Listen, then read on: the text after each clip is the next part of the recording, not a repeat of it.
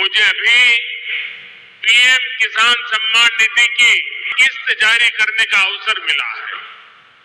देश के 9.5 करोड़ किसानों के खातों में आज 20,000 करोड़ रुपए ट्रांसफर किए गए हैं। महाराष्ट्र की डबल इंजन की सरकार तो यहां के किसानों को डबल फायदा पहुंचा रही है।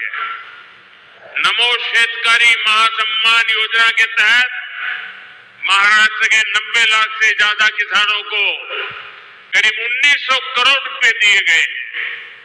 आज कृषि, पशुपालन और किसान उत्पाद संघ एफपीओ से जुड़े सैकड़ों करोड़ रुपए के प्रोजेक्ट भी जनता को समर्पित किए गए। पोहरा देवी के आशीर्वाद से मुझे अभी लाड़की बहन योजना की लाभार्थियों को मदद देने का भी सौभाग्य मिला है। ये योजना नारी शक्ति का सामर्थ्य बढ़ा रही है। मैं महाराष्ट्र के भाई बहनों को, देश के सभी किसान भाई बहनों को हार्दिक बधाई देता हूं। मंच पर विराजमान सभी वरिष्ठगण, यहाँ उपस्थित बहनों और भाइयों, आज पूरे देश के किसान इस कार्यक्रम से जुड़े हैं क्योंकि प्रधानमंत्री जी के हाथों फिर किसानों के खाते में किसान सम्मान निधि के 20,000 करोड़ रुपया से ज्यादा जाने वाले हैं। आज पूरा देश सुन रहा है।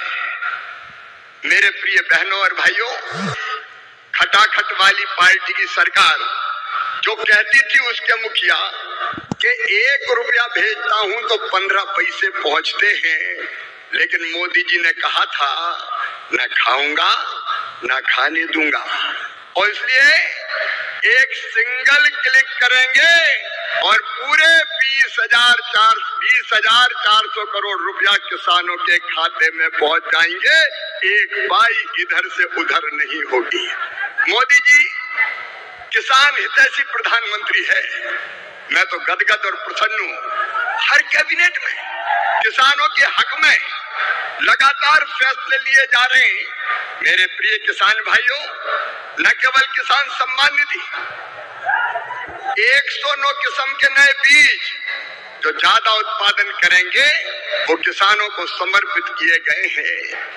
मैं सारे फैसलों में समय नहीं लगाना चाहता, लेकिन किसान हितैषी मुख्यमंत्री प्रधानमंत्री हमारे आदरणीय मोदी जी जब सोयाबीन के दाम कम हुए तो प्रधानमंत्री जी ने किसानों के हित में फैसला लिया कि बाहर से आने वाले तेल पर 20% आयात शुल्क लगाया जाएगा, और उसी का परिणाम है कि सोयाबीन के दाम अब लगातार बढ़ रहे हैं।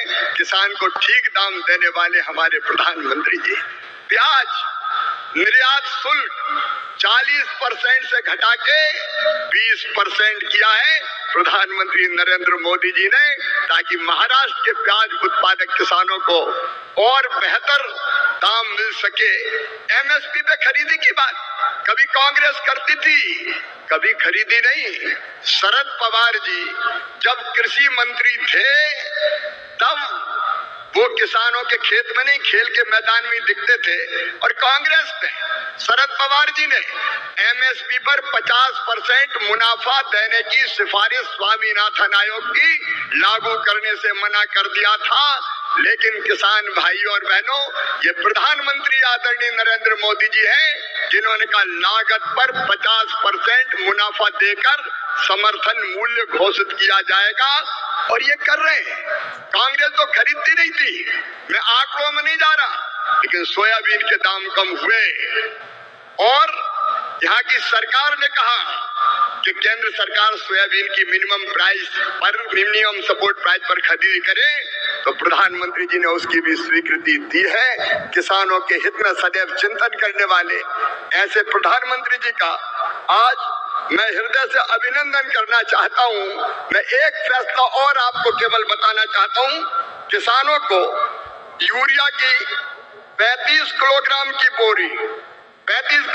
बोरी तो कितनी सब्सिडी देते हैं प्रधानमंत्री जी? 2100 रुपया 266 रुपया में देते हैं, जबकि कीमत है 2366 रुपया।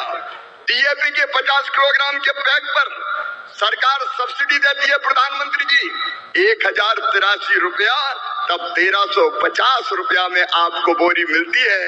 बीच में जब थोड़े दाम बढ़े, समय ज्यादा लगने के कारण डीएपी आने में, तो 2625 करोड़ रुपया तुरंत कैबिनेट से स्वीकृत करने का काम किया। ऐसे किसान हितैषी प्रधानमंत्री श्रीमान नरेंद्र मोदी जी का मैं हृदय से स्वागत करता हूं, अभिनंदन करता हूं। और एक बार आप भी दोनों हाथ ऊपर उठा के ताली बजा के उनका स्वागत कीजिए, उनका अभिनंदन कीजिए। और किसान के हित में निर्णय लेने वाली महायुति सरकार का भी मैं हृदय से अभिनंदन करता हूं। मेरे साथ बोलिए, भारत माता की।